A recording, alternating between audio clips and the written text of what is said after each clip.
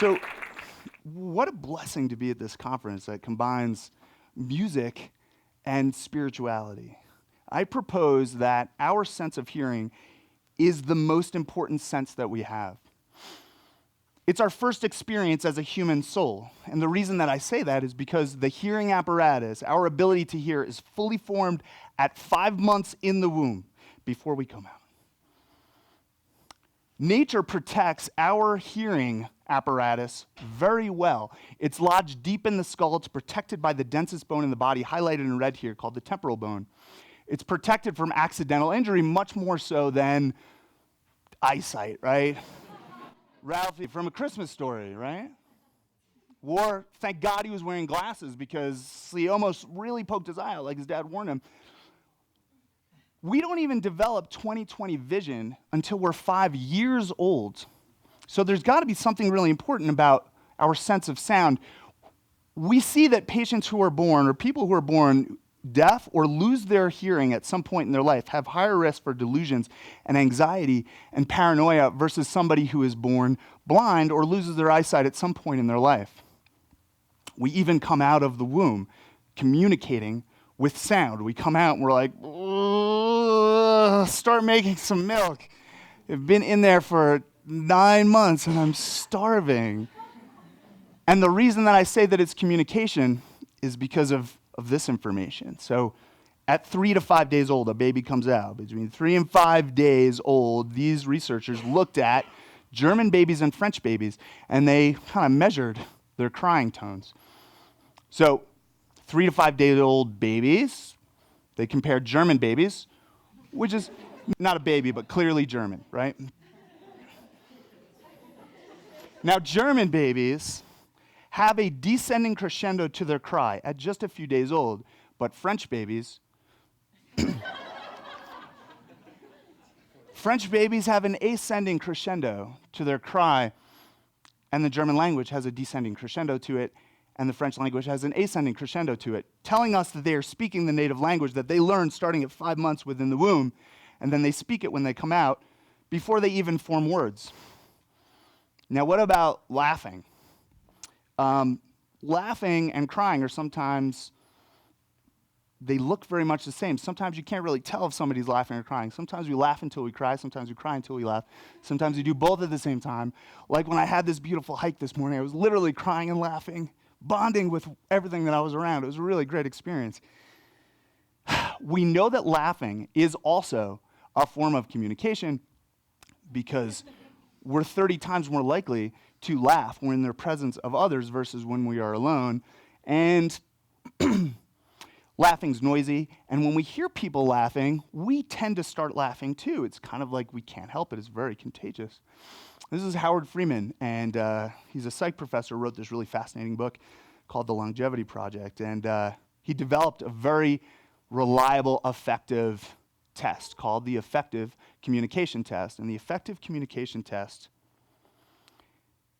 predicts whether or not somebody has a lot of charisma, how are they able to send their emotions, are they contagious with their enthusiasm about their ideas. And the people that do this, they have these particular traits. The people that score the highest, the people that are the best communicators, score the highest, they have these particular traits. They touch their friends when talking. Hey, great Shavasana today. Or their ability to send seductive glances, right? Or they love to be the center of attention, like myself. Or how loud your laugh is a measure of effective communication. And then our transition point here is, if you are a good communicator, you have a lack of ability to sit still when you're listening to music. That's a reliable factor that he found. Let's look at now, what's really interesting is that the human child is the only primate that spontaneously combines movement with sound, which gives us, obviously, rhythm, right? So let's take a look at an early example.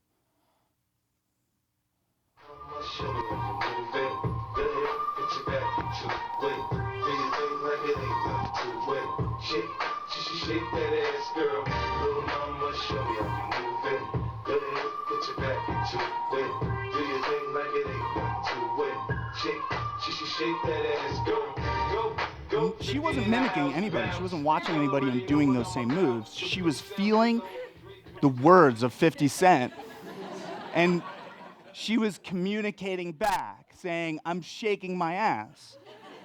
And the reason that I say that it's communication is because something happens in our brains, and if we break down all of the specific neurons, this happens. Our mirror neurons, they fire when we listen to music. Now, our mirror neurons help us communicate. We see that the mirror neurons help infants who are just a few months old do this. When his daddy is making these faces to his baby will make the same faces, as if the mirror neurons help us communicate, help us form language. Same thing happens with dancing. So if he goes a, e, I, o, any sort of sound that you need to mirror in order to make that same sound with your mouth, this kid is already doing at a month or two of age. That's why we think that the mirror neurons are helping us with communication. Now, musical training is a really fascinating thing. We see that children who are doing musical training along with their other academics have higher IQs, and their cognition or their problem solving is much better than somebody who's not doing musical training when they grow up. And musical training actually changes the function and the structure of the brain, in particular this little part called the hippocampus. The hippocampus, it helps us with memory and cognition or problem solving. It's really sensitive to aging and stress, and it's one of the first places to go in Alzheimer's disease. How does this play out? We see that musicians in their old age have lower chances of developing Alzheimer's and dementia. But it can still help people with Alzheimer's. We see that musical therapy for Alzheimer's patients will actually improve their melatonin production in their brain, which is our sleep hormone. It helps them sleep better, which reminded me when I read this study, I was like, oh, of course. That's how we knew. Even before we knew about melatonin, that's how we knew to sing our babies to sleep. Darwin even himself said that song preceded speech. In fact, there's no tangible evidence in anthropology that tells us that language existed before song in human culture. The idea is that the music and singing kind of helped us develop all these little muscles in our voice box to eventually develop these really complex language sounds. Donald Winnicott was this really famous pediatrician in England, and he reported this case of this boy in his practice that had a deathly fear of loud noises. And every time he heard a loud noise, he would get startled, he would freak out and have a temper tantrum and cry. So he came up with this theory. He was like, well, let's see if he could communicate back. He told the parents, much to their disappointment, let him bang on pots and pans whenever he wants to, when he hears a loud noise. Lo and behold, in like just a few months' time, it abolished his sense of hopelessness, and it got rid of this issue. It's as if sound for human beings has to be met with sound, right? See, that's awkward. If you don't answer me, those are a little uncomfortable, right? Still awkward, yeah. So language must be met with language. Let's look at an example of a baby listening to his mother blow her nose for the first time ever. And he does two very distinct things, and I want you to tell me what they are.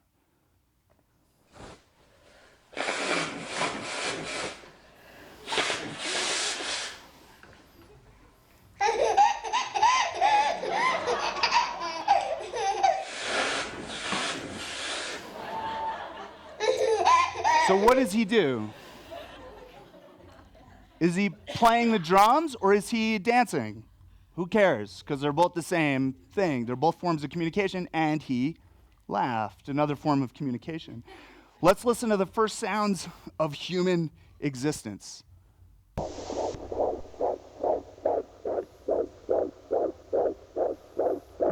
So you all know what this is a fetal heart rate. Now let's listen to the sounds from the deepest reaches of the universe, the sounds that only satellites can measure. And we'll see a similarity here. So you guys can hear that there's a consistent vibration, harmony that exists throughout all human beings and throughout everything else around us, throughout our source. But as we get older, we kind of forget what our origin is, right? We forget that that's our source out there. And so we kind of try to make these connections by doing a few things. Maybe even we do it subconsciously. Here, I think we do it consciously. We meditate. We come to a festival like Wanderlust, and we quiet our minds, and we hear that sound, that buzzing that exists consistently always, and we can only hear it when everything else is quieted. Or we do this. Look at their faces. They're making some kind of connection. Or if you're a Sufi, you spin to music. Or if you're Jewish, you pray. And when you're praying to Hebrew prayers, there is a cadence, a sing-songy cadence to those prayers. What happens in the brain when we listen to emotional music? There is this part right above your right ear called the right temporal lobe. When you listen to emotional music, activity in the right temporal lobe increases. What's fascinating also about the right temporal lobe, though, is that people who are on the operating table, who died at some point during that operation, but then came back, they had a clinical near-death experience, and they all say, when you read the research on near-death experiences of both children and adults, they all say, I saw a light, I turned around, and I came back. I made a decision to turn around and come back. All of those people, if their brains are being monitored during that process, their right temporal lobe lights up like a Christmas tree. That's what this guy is experiencing without dying. He is singing in his choir, and he is seeing the light. He is merging with his creator, and everybody else is too. I mean, look at this guy. How many circles did you want me to put on the slide? He has the best face by far, but why else is music in all religions? It brings people together. You're hot, sweaty, you have to pee, you're thirsty, you're getting squished by other people, but you're going to stick around because the next set is about to start, right? We see that every culture has music and dance as a part of it because it brings everybody together for a common goal. We're all working towards something. When you listen to music and you get chills and you get goosebumps, that is signifying that you just had a very big dopamine release in your brain. Now, dopamine is that feel-good chemical that we have in our brain. It also occurs when people do drugs like cocaine, when they eat really high-calorie, high-fat foods, when they become dominant over other human beings, and when they win money in gambling or something like that. But this also releases dopamine in the brain. Romantic love, or love for your child or your parent, that releases dopamine in your brain. And when you look at people with a certain condition called Williams syndrome, which is a developmental condition, and their biggest abilities, the most profound abilities that you see in patients with Williams syndrome, is that they have an uncanny ability to play music at a very high complex level at a very young age. 1 or 2 years old, they start playing music very well. And they also love meeting new people. It's as if the part of the brain that's enlarged, specifically the temporal lobes that we've just been talking about, makes them want to play music, gives them the ability to play music really well, and to form community so that they can play music with other people and share that experience. And then the other experience, the other thing that we see when we do scans on patients with Williams syndrome is that their cerebellum is also enlarged and overactive. Both of these parts are enlarged and overactive. Now, what does the cerebellum do for human beings? The cerebellum is known as the primitive brain or the reptilian brain. The cerebellum allows us to tap our feet to the beat. It allows us to match a rhythm. It allows some of us to be able to dance well. Others, it doesn't affect that ability. But I think that the most important reason, more than dancing, is the cerebellum is fully developed, pretty early on in fetal development.